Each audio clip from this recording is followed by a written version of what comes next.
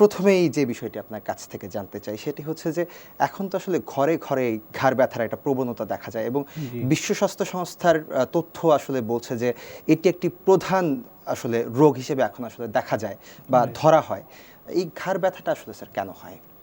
অনেক ধন্যবাদ। খুবই গুরুত্বপূর্ণ এবং সমসাময়িক প্রসঙ্গ। আসলে ঘাড় ব্যথার অনেক কারণ রয়েছে। তার মধ্যে আমরা এখন যেটা বললেন যে বর্তমান সময়ে সবচেয়ে বেশি যে সমস্যা সেটা হলো আমরা দীর্ঘক্ষণ বসে ঝুঁকে কাজ করি।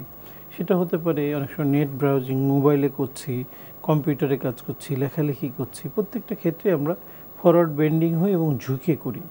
যার ফলে আপনি দেখেন আমাদের মাথার একটা ওজন আছে। নরমালি একটা সুস্থ মানুষের মাথার ওজন ৫ থেকে ৭ কেজি হয়। কিন্তু গ্র্যাভিটি কিন্তু আমাদের সবসময় নিচের দিকে টানতে থাকে। যখন আমরা মাথাটাকে একটু সামনের দিকে ঝুঁকি ১০ থেকে ১২ ডিগ্রি, তখন এই মাথার ওজন ১৫ থেকে ১৬ কেজি হয়ে যায়।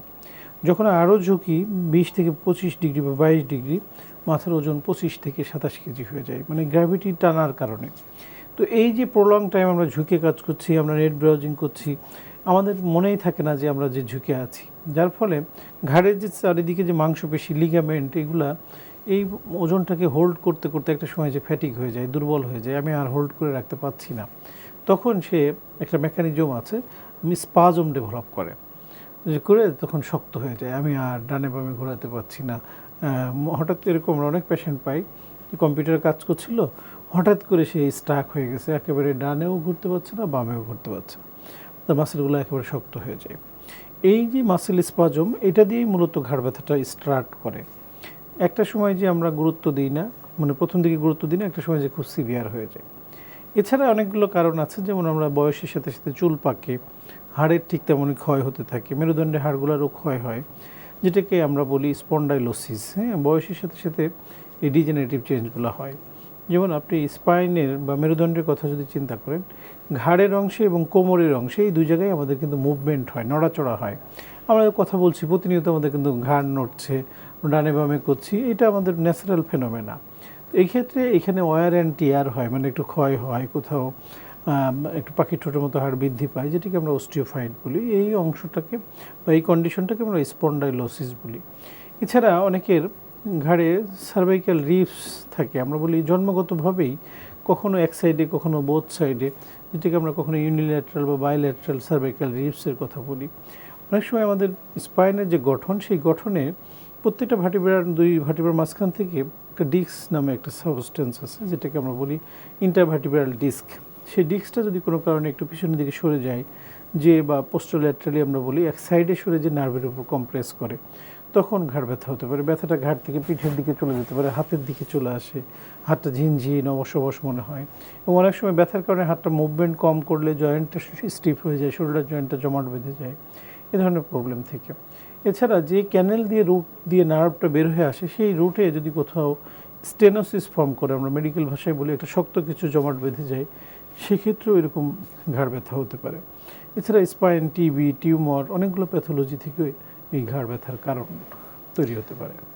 স্যার আপনি বলছিলেন যে ঘাড় থেকে অনেক সময় হাতে ব্যথা নেমে আসে, নার্ভের মাধ্যমে যে ব্যথাটা হয় সেটা তো অনেকে আবার হার্টের ব্যথা ভেবেও আসলে ভুল করে থাকেন। রাইট। এই ব্যাপারটি আসলে বোঝার জন্য কোনো উপসর্গ মানে নিশ্চয়ই। নির্দিষ্ট কোনো উপসর্গ আছে কিনা? অনেক ধন্যবাদ। খুবই গুরুত্বপূর্ণ একটি কোশ্চেন। আসলে আমরা যেমন ঘাড় থেকে ব্যথাটা রেডিয়েট করে হাতের দিকে আসে, হাতটা ঝিনঝিন অবশ অবশ মনে হয়, এবং সেটা যদি লেফট সাইডে হয়, এবং ব্যথাটা অনেক সময় আমাদের পিছনের দিকে, স্ক্যাপুলা নামে একটা বোনস আছে পিঠের এই নিচের দিকে, এবং ওই বরাবর বুকের দিকেও ব্যথা হয়, তখন যদি এটা লেফট সাইডে হয়ে থাকে, রোগীদের মধ্যে স্বভাবতই মনে হয় যে আমার তো বাম সাইডে ব্যথা হচ্ছে, ব্যথাটা রেডিয়েট করে বুকের হাতের দিকে চলে আসছে, অনেক সময় চোয়ালের দিকে বা এদিকে ওঠে। ঠিক হার্টের প্রবলেমেও এই ধরনের একই উপসর্গ হয়ে থাকে, যে কারণে এটা অনেকেই হার্টের প্রবলেম বলেই ধরে নেয়। এবং আমরা এরকম প্রচুর রোগী পাই, রোগীগুলা যখন প্রথমে কার্ডিওলজিস্টের কাছে যান, ওনাদের রিলেটেড যে পরীক্ষাগুলো, রুটিন এক্সামিনেশন, ইসিজি, ইকো, কিছু কিছু ক্ষেত্রে ইটিটি, অনেক সময় আমরা দেখি এনজিওগ্রাম পর্যন্ত করা হয়, যে আসলে কোথাও তো কোনো প্রবলেম দেখা যাচ্ছে না, তাহলে এনজিওগ্রামটাও করে ফেলা যাক। অ্যাকচুয়ালি এই ধরনের যে মাস্কুলোস্কেলেটাল প্রবলেমগুলো মানে ঘাড়ের কারণে হয়।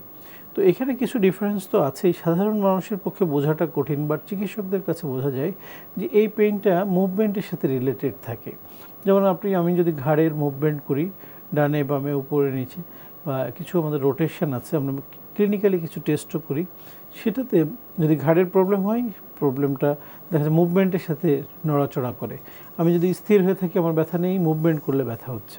কিন্তু হার্টের যে পেইনটা ইনিশিয়ালি এটাও মুভমেন্টের সাথে হয়। কেমন? আমি যদি সিঁড়ি দিয়ে ওঠানামা করি, আমি একটু মানে খুব দ্রুত হয়রান হয়ে যাচ্ছি, বা আমার দ্রুত হাবদম লেগে যাচ্ছে, যেটা আমরা সাধারণ মানুষ বাংলায় বলে, শ্বাস প্রশ্বাস নিতে কষ্ট হচ্ছে, চেস্ট পেইন হয় বুকে, সিঁড়িতে ওঠানামা করলে ব্যথা হয়, কিছুক্ষণ হাঁটা চলা রেস্ট নিলে আবার আস্তে আস্তে কমে আসে। সো এই জায়গাটা একটু মানে ডিসিপ্লিনারি অ্যাপ্রোচ নিয়ে যারা কাজ করে তারা এটা সহজে ডায়াগনোসিস করতে পারে। অনেক সময় সাধারণ মানুষের পক্ষে বোঝা কঠিন। তো আমরা যেটা বলি, সাধারণ মানুষের আসলে রোগ নির্ণয় করার ব্যাপারে উদ্যোগ না নিয়ে তাদের উচিত যে কোনো এই ধরনের প্রবলেম হলে দ্রুত চিকিৎসকের কাছে যাওয়া, যে রোগটাকে ফাইন্ড আউট করা যে কেন তার পেইনটা হচ্ছে। যদি সত্যিকার অর্থে হার্টের জন্য হয়ে থাকে তাহলে তো অবশ্যই দ্রুত ইমিডিয়েটলি মেজার নিতে হবে। আর যদি ডান পাশে হয় তখন সাধারণত হার্টের চিন্তা করা হয় না, তখন তো মনে হচ্ছে যে না, হার্ট তো আমাদের বাম সাইডে। সো ডান সাইডে যখন হয় তখন এটাকে মাসকুলোস্কেলেটাল প্রবলেম বলে ধরে নেয়।